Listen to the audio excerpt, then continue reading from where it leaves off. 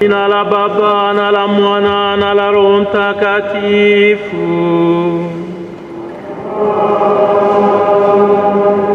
Bwana awe nanyi.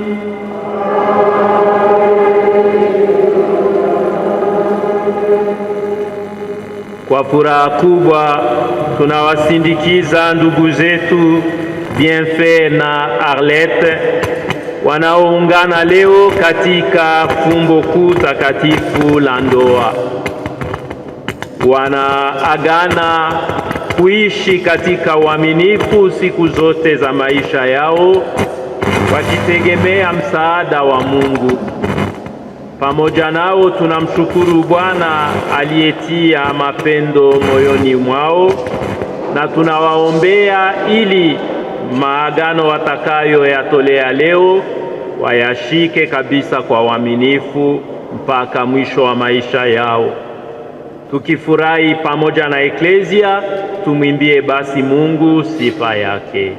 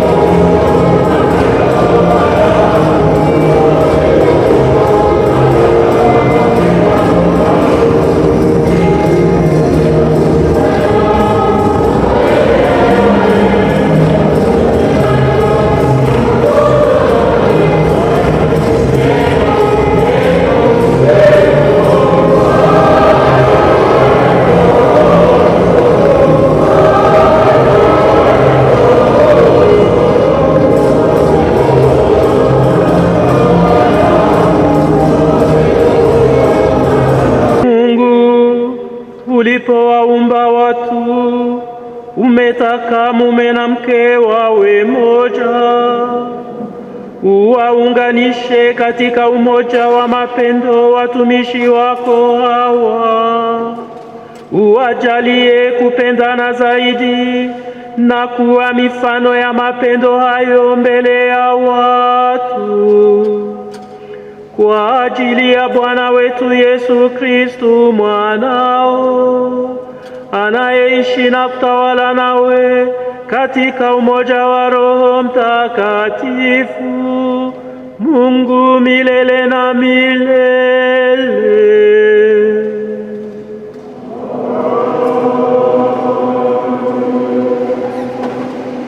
Barua ya Mtakatifu Paulo mtume kwa Waefeso. Ndugu zangu, mwendo wenu uwe wa mapendo kama Kristu alivyowapenda ninyi akajitoa kwa ajili yenu. Mtiane ninyi kwa ninyi katika uchaji wa Kristu. Wanawake wawatii waume wao kama kumtii Bwana, kwa sababu mume ni kichwa cha mke, sawa kama Kristu alivyo kichwa cha Eklesia, naye ni Mwokozi na mwili wake.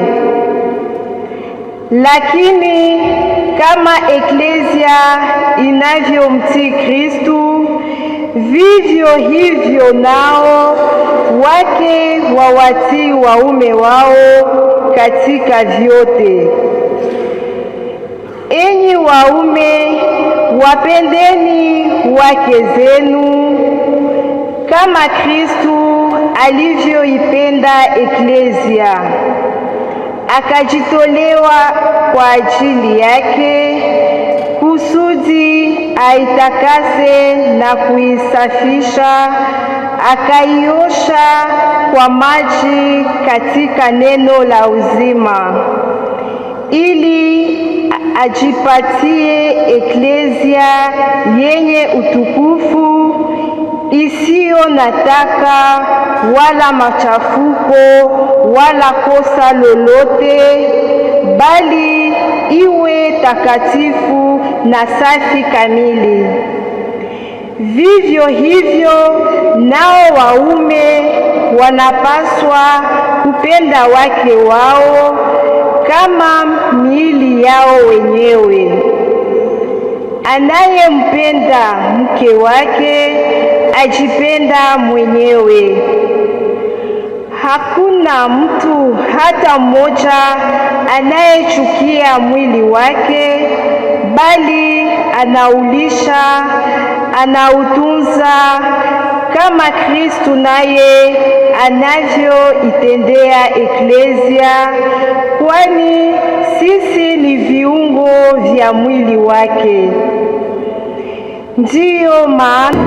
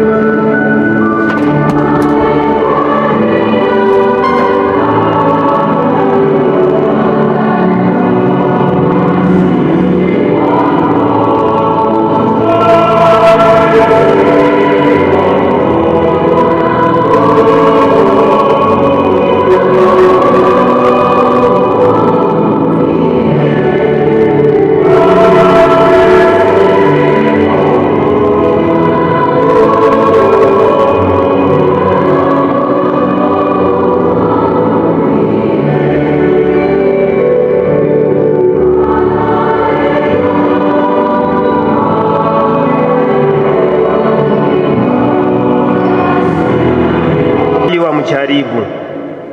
Je, mtu ana ruhusa ya kumwacha mke wake kwa sababu yoyote? Akajibu, je, hamukusoma kwamba Muumba wa mwanzo aliwafanya mume na mke, na kwamba alisema, kwa sababu hiyo mtu atawaacha baba na mama, ataambatana na mke wake, nao wawili watapata kuwa mwili mmoja. Hivi si wawili tena, bali mwili mmoja. Basi alichounganisha Mungu, mutu asikitenganishe. Tushangilie neno la Bwana.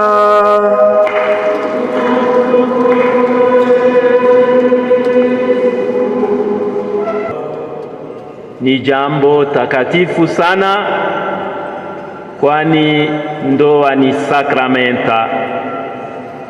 Ni kusema nini?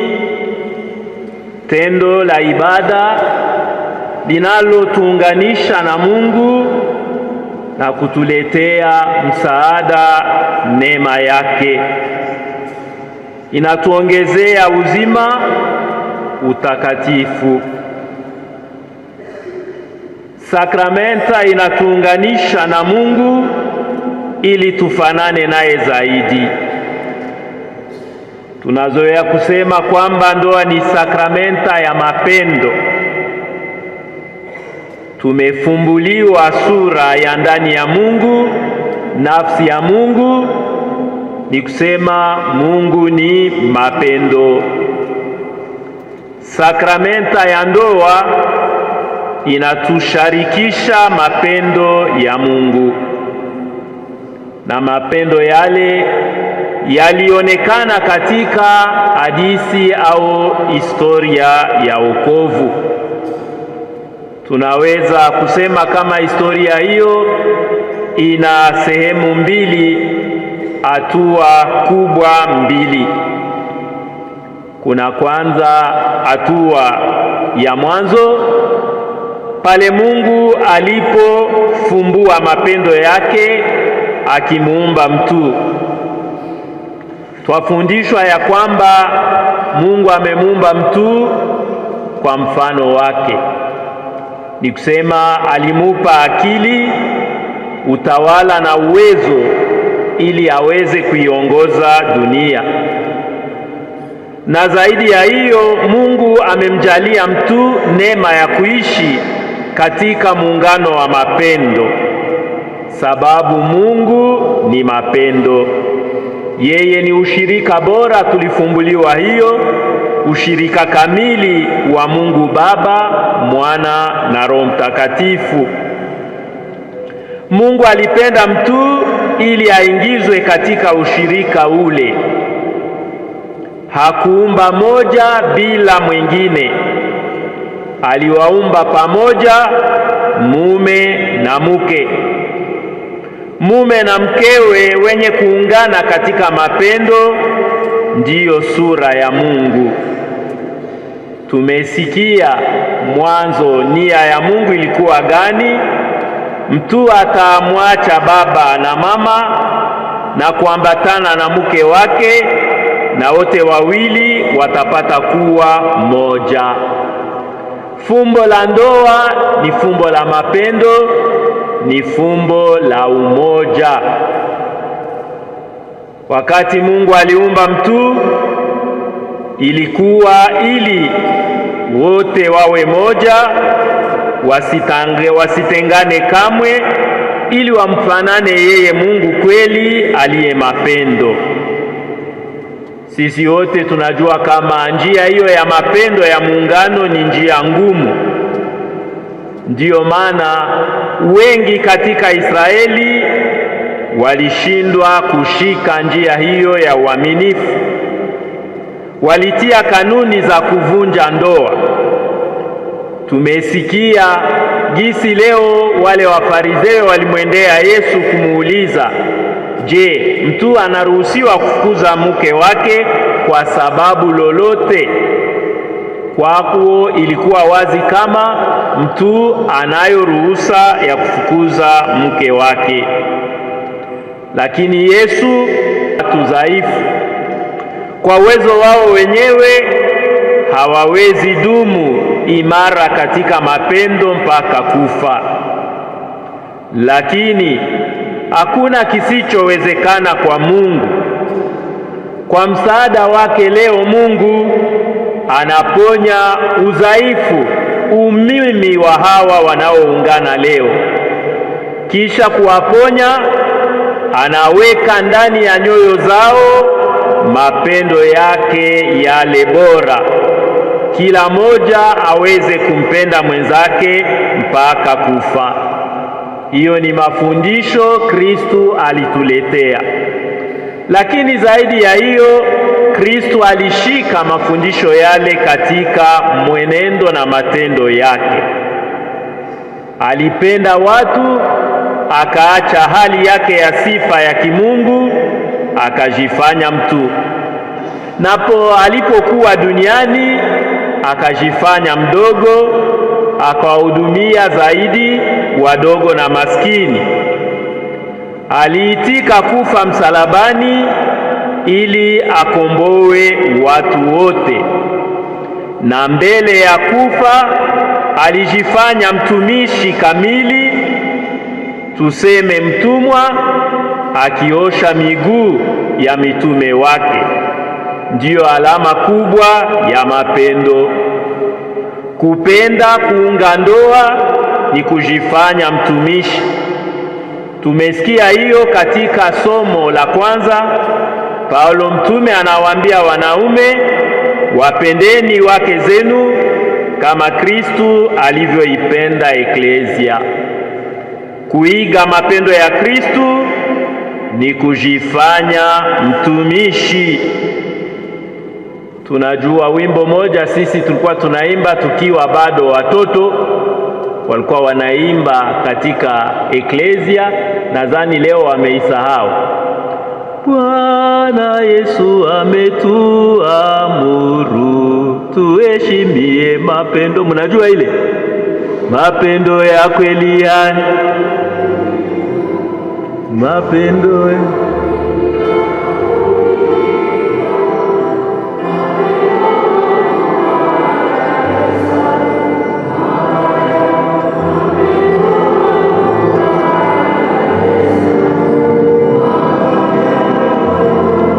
eske hapa biko banasikia ile wimbo? Muwakumbushe hayo mara nyingi. Bwana Yesu alituamuru tuheshimu mapendo. Kupendana ni kujifanya watumishi, ni kujifanya wavumilivu. Tunaweza pana mifano mbalimbali. Unaoa leo, uishakamata programe ke maisha yako itakuwa ya raha tu, lakini kesho unaweza ukipata surprise. Moja kati ya hawa wanaoana leo anaweza ruka bazimu. Sisuete hayo, lakini inafikaka. Hamuyaionaka? Ndoa inaisha? Hapana. Ukiwa na imani utavumilia mpaka mwisho, na mapendo yako inaweza kumponya mwenzako. Ukiingia katika ndoa, ujue kama umejiangaje kuishi kama Kristu, kuvumilia yote. Unaweza ingia katika umaskini. Wenye kuolewa na kuoana leo wanasema tutapata heri, tutabarikiwa, tutapata fedha. Inawezekana, lakini inaweza fika pia munapoteza vyote, hamuna tena kitu, ndoa inakwisha. Kama una mapendo na uvumilivu, utajiweka mikononi mwa Mungu na utashinda kishawishi hiki. Moja kati yenu, kati ya hawa, anaweza pata ugonjwa, hana tena nguvu ya kufanya chochote. Ndoa inakwisha? Hapana, ndoa inaendelea. Ni kusema leo tunapoazimisha ndoa, tukumbuke kama hawa wamejitia kabisa kamba mzigo, kusema watakuwa watumishi mpaka mwisho. Katika lugha ya mashi banasema omkazi eba nyonjo. Nani maana ya nyonjo ni nini mkiswahili? Siayaka nyonjo ni nini mkiswahili? Mnajua nyinyi? Mniambie. Sasa ni kusema nini? Ukishajitwika ile mzigo ya mwenzako, haitatokaka tena. Hawa wawili kila moja anabeba mwenzake kumgongo, ni mpaka mwisho. Tutawaombea sana Mungu awajalie neema hiyo ya uvumilivu. Lakini tunajua kama bila imani thabiti hawawezi kushika uaminifu mpaka mwisho wa maisha yao. Hawa wanaoolewa leo tutawaombea ili wawe hodari katika imani, na imani inategemea sala. Mimi zaidi wakati nilikuwa naandika ndoa, nilikuwa nauliza bafianse, mnapendanaka sana? Evidama wanapendana. Na wauliza, munajenga nyumba yenu juu ya mwamba au juu ya mchanga? Wanajibu mbio, juu ya mwamba. Na wauliza, katika maisha yenu mwishapanana rendezvous ngapi? Haziwezi hesabiliwa. Mwishapiga magoti pamoja dakika ngapi pamoja kusali? Sasa mimi napoze ile question, wote wanaanza angaliana, wanashituka. Hiyo ni kuonyesha kama walijenga juu ya mchanga. Hawa wawili wenye kuoana leo wajikaze kutegemea sala. Bila msaada wa sala hawoya hataweza kuishi pamoja mpaka mwisho. Na siri, sala nyepesi na ya siri kubwa tunajua ni chapele. Wajifunze kupiga magoti pamoja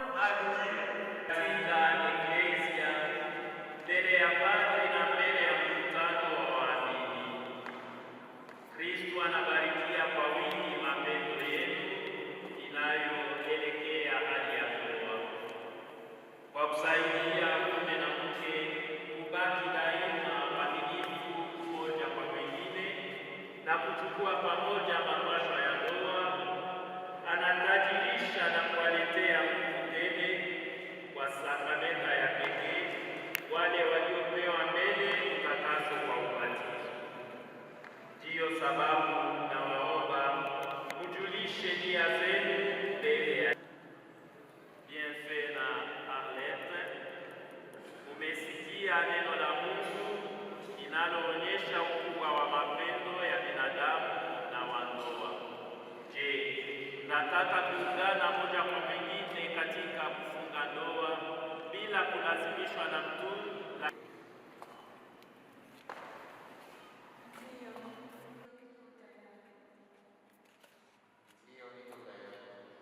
Tutakaopewa na Mungu kuwafundisha na kuadibisha kadiri ya sheria ya Kristo na ya Eklesia. Ndiyo,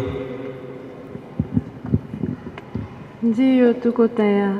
Bienfait Mashasha Imani, na kupokea wewe Arlette Kulimushikito kuwa mke wangu, na agana nawe kuwa mwaminifu kwako katika heri na katika majaribu, katika afya na katika ugonjwa, nipate kukupenda na kukuheshimu siku zote za maisha. Mushichito,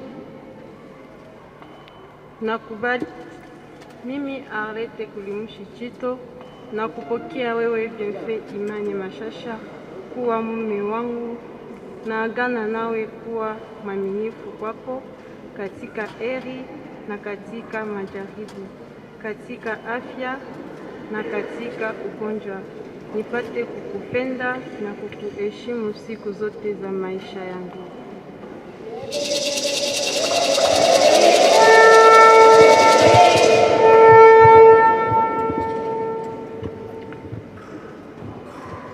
Mungu asabitishe kwa wema wake makubaliano haya mliotoleana mbele ya Eklesia, naye awajaze baraka yake tele. Alichounganisha Mungu, mtu asikitenganishe.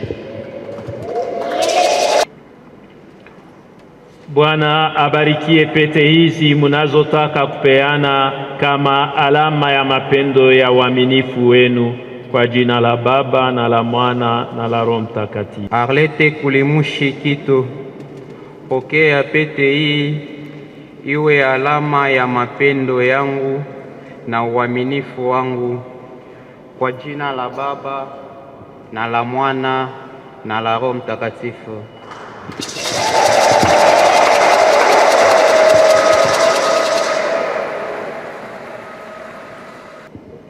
Bienfait Imani, pokea pete hii iwe alama ya mapendo yangu na uaminifu wangu, kwa jina la Baba na la Mwana na la Roho Mtakatifu.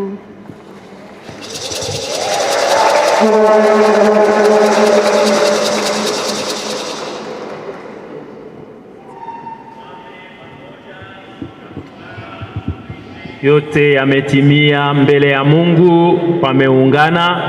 Sasa tuwashangilie.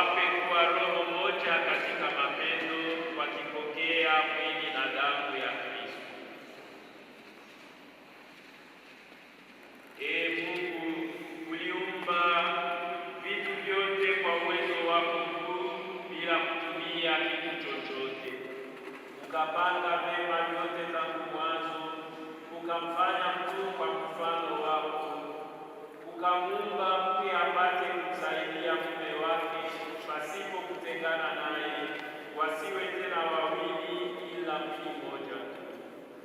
Kwa hiyo ulitufundisha tano wa ndoa kwa fungo huu, hata umoja wa Kristo na Eklesia uonekane katika mapatano ya harusi.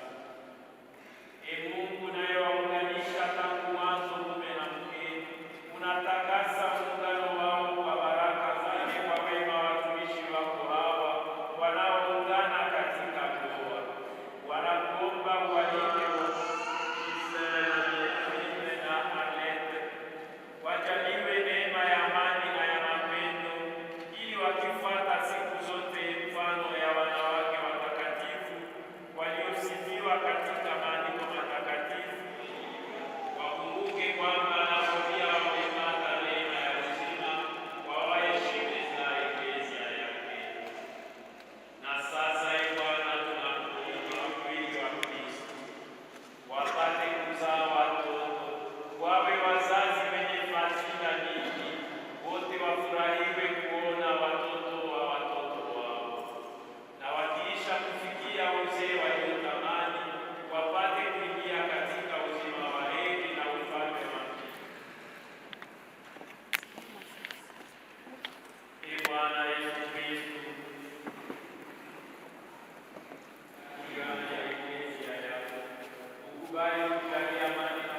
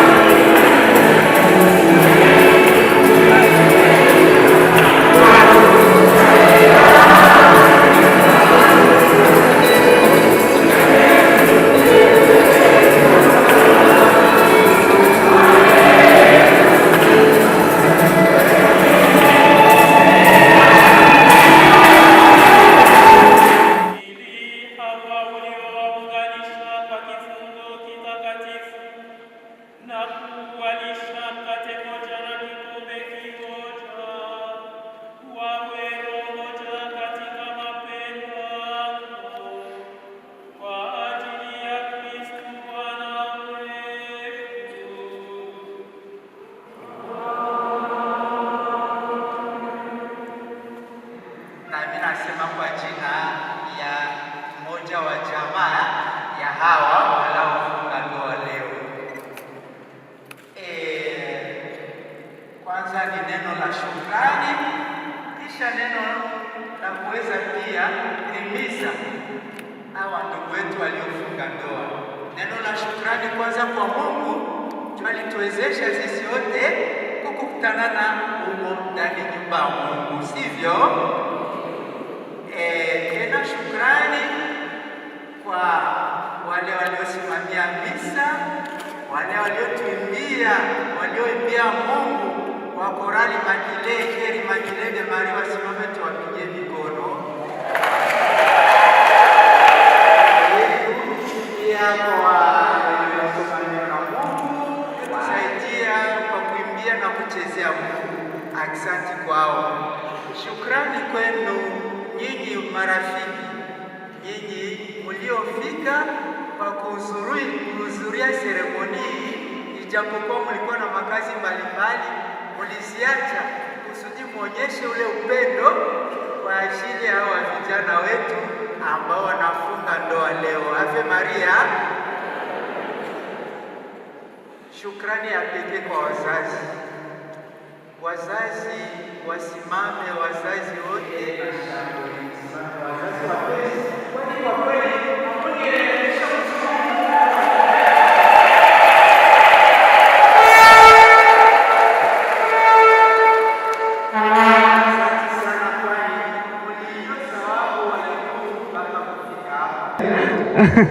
lakini hawakupenda njia ya rakursi, walipenda kuheshimia njia ya kweli kwa kuweza kufunga ndoa takatifu. Ave Maria. Sasa neno la pili ni kuweza kupatia wa vijana wetu moyo.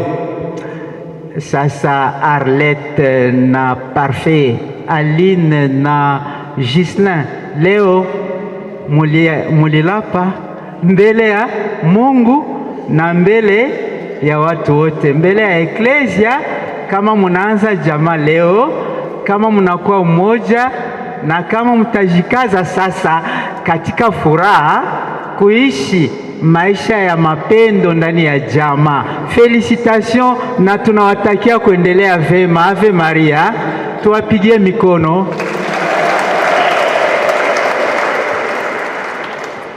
Wa vijana wetu wapenzi, shauri ni mbili. Moya inatokea kwa mafundisho ya Papa Francois na ya pili ni neno tu kidogo na mimi namaliza. Neno ya kwanza, mafundisho ya Papa Francois alikuwa napenda kusema kama kusudi ndoa iwe na heri, kusudi iwe ndoa ya amani, inafaa kuheshimia vitu vitatu tu: kujua kusema merci, kujua kusema pardon na kujua kusali. Basi mimi namaliza.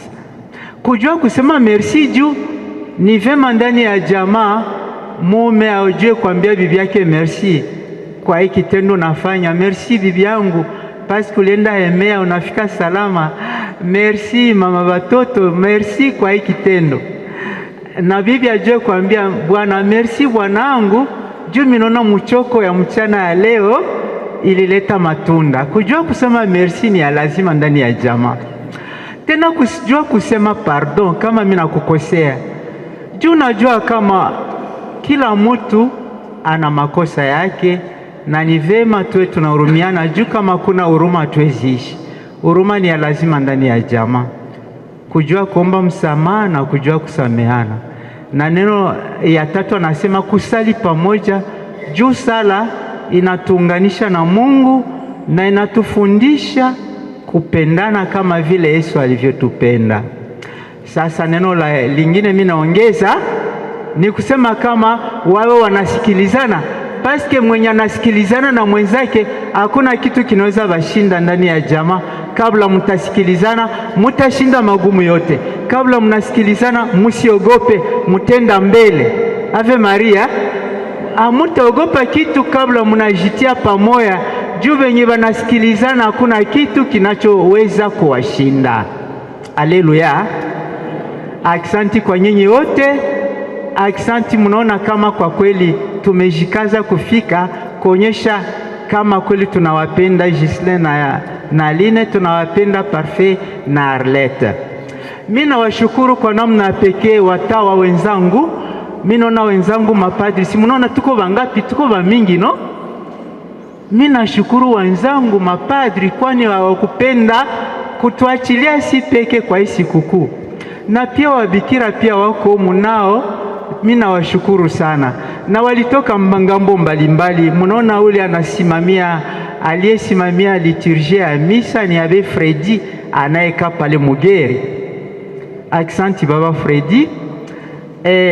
Nyuma yake kuko Padri Eme wa diocese ya Goma, lakini tunatumika naye kuseminario kubwa ya Mugeri, naye tunamshukuru Padri Eme Muhindo.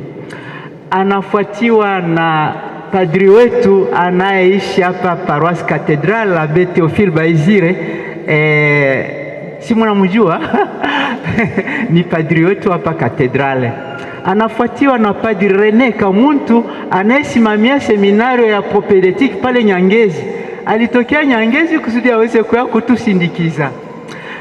Vile vile pale Muresa, tulitokea Muresa kusudi tukue kabisa, tufurahi pamoja na jamaa. Yanashughulika sana na maongozi ya wamama wa Resurrection. Kando kando yake pia kuna padri wetu hapa Cathedrale, Padri Oscar Bashimbe, naye yupo hapa. Mimi nawashukuru sana kweli mapadri. Hamufundishaki tu mapendo kwa kinywa, lakini mlionyesha kwa matendo. Tuendelee kuombea wandugu wetu hawa. Kuna pia wamasera wako, mimi naweza waomba wasimame na watu washukuru. Mimi naona Sir Esperance Mufole mwenye anatumika Commission Justice, naye asimame tuweze kumpongeza. Asante sana masisi.